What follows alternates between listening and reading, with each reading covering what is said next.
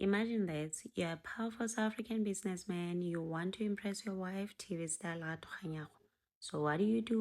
You find a stunning 6-bedroom mansion in Northcliffe, Johannesburg, manicured gardens, 4 en-suite bedrooms, 3 lounges, terraces, the whole thing.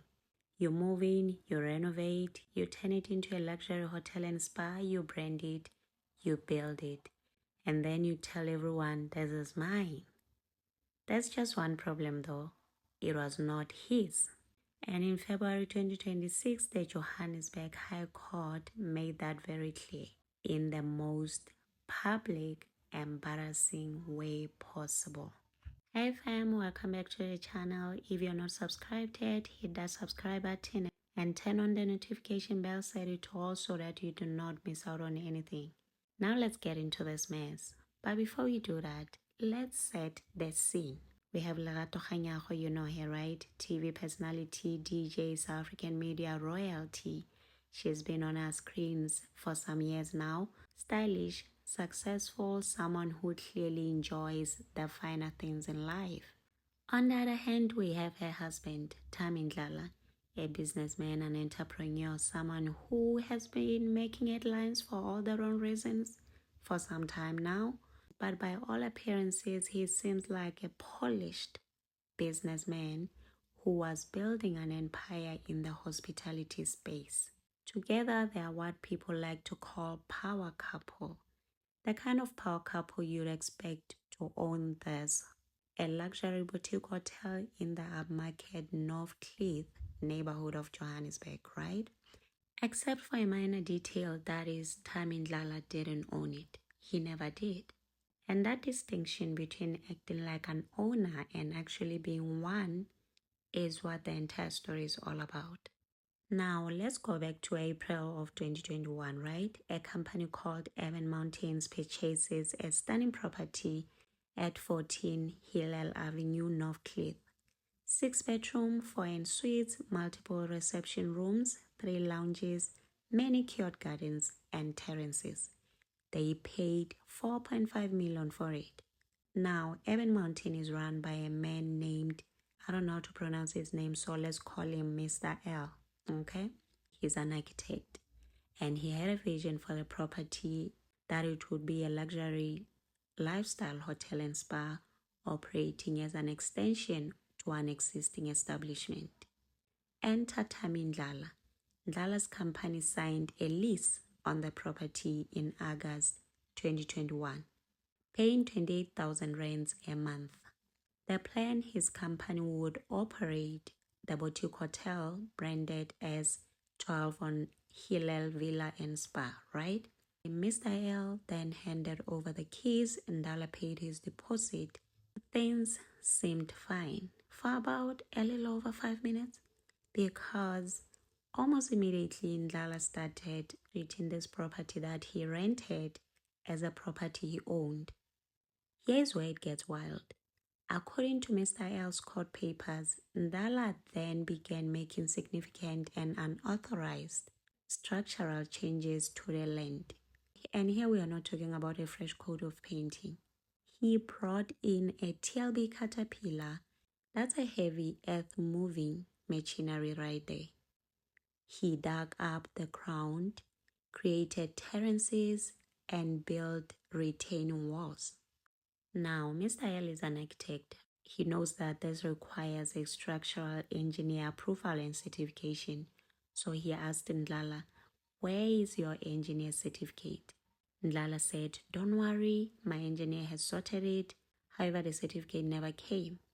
On the 17th of November 2021, Mr. L formally told Ndlala to stop.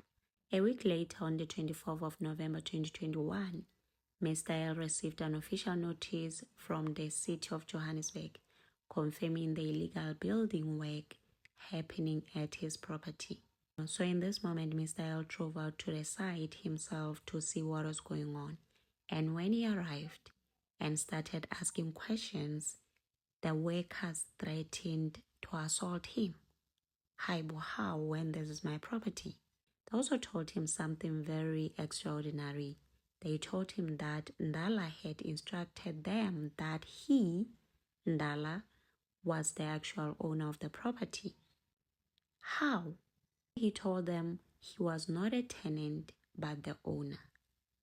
In this moment, as you can understand, Mr. L was shocked. Hi, but this person is a tenant. Why is he now telling his workers that he's the owner of my property?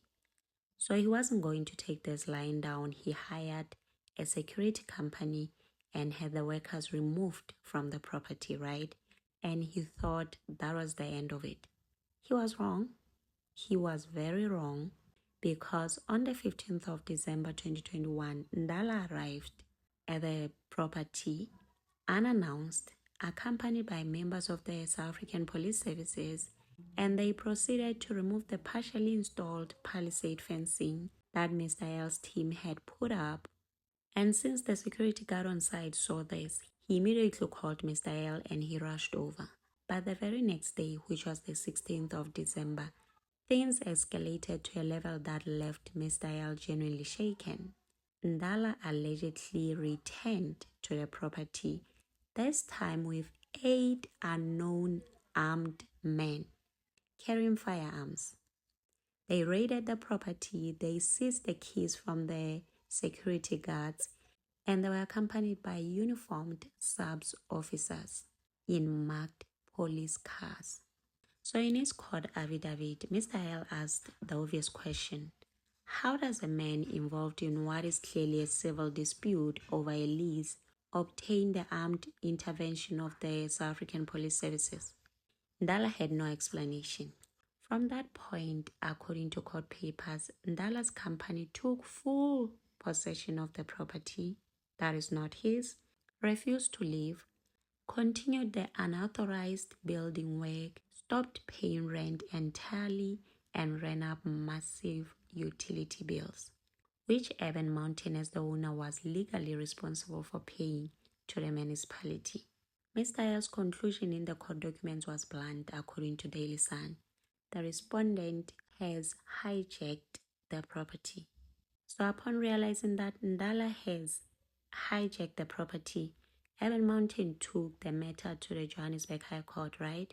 And on the 12th of February 2026, the court ordered Tamindlala and Tamindlala Holdings to be evicted from the 14 Hillel Avenue, North Cliff, immediately. So the order also banned Ndlala from harassing or intimidating any director of Eben Mountain or any contractor of theirs employed to secure or repair the property. And if Tamindlala refuses to comply, the court also authorized the sheriff, his deputy, and the Midrand branch of the South African Police Services to take all necessary steps to physically remove them and anyone else on the premises. And Ndala was ordered to pay the costs of the entire eviction proceedings. Now, you think at this point Ndlala would have a lot to answer for, and he did apparently speak to Daily Sun about the court order. His response: he said he had no idea why the court even issued an eviction order because he was no longer occupying the property. In his own words, he was like, how can you be evicted from a property you're no longer occupying? We are no longer in occupation of that property. We vacated it long ago when our lease agreement came to an end. He also went on to say he didn't even oppose the eviction application when it was filed because, in his view, they were no longer tenants. So his position is, from my understanding, this is all a big misunderstanding. We left, we moved on. Why are we still talking about this? But obviously the court and Eben Mountain didn't see it that way. So what we have here is, on one side we have a property owner who is saying that a tenant made unauthorized structural changes to his property, threatened him with violence, hijacked his building with armed men, stopped paying rent entirely, and racked up utility bills that he had to cover. On the other side, we have Mr. Tamindlala, a businessman who is saying he vacated the property, doesn't understand the court order, and is essentially asking, why is everyone still talking about this? What we know for certain, though, is that a Johannesburg High Court judge looked at evidence that was presented in front of them and signed an eviction order, meaning they saw the evidence convincing enough for them to sign an eviction order. The courts found the property owner credible enough to act. Meanwhile, Tammy Ndlala, who was initially the tenant, who eventually allegedly hijacked this building and claimed it as his own, is out here saying no, he moved away from that property a long time ago. Like, it's a mess. And you know what's even more messier? On the headlines, the name that appears is whose? Lerato Kganyago's name. Why? By association, only because she is married to this man. Now all his shenanigans are attached to her name. I remember every time they owned Valentine's Day, ladies would be saying, majority of them would be saying, whatever prayer Lerato made, amen to that. If my man doesn't do this, I don't want him. Where are you now? Never wish for somebody's life. And on this note, let's continue in the comment section. Also remember to subscribe, like, share. Until next time, bye and thank you for watching.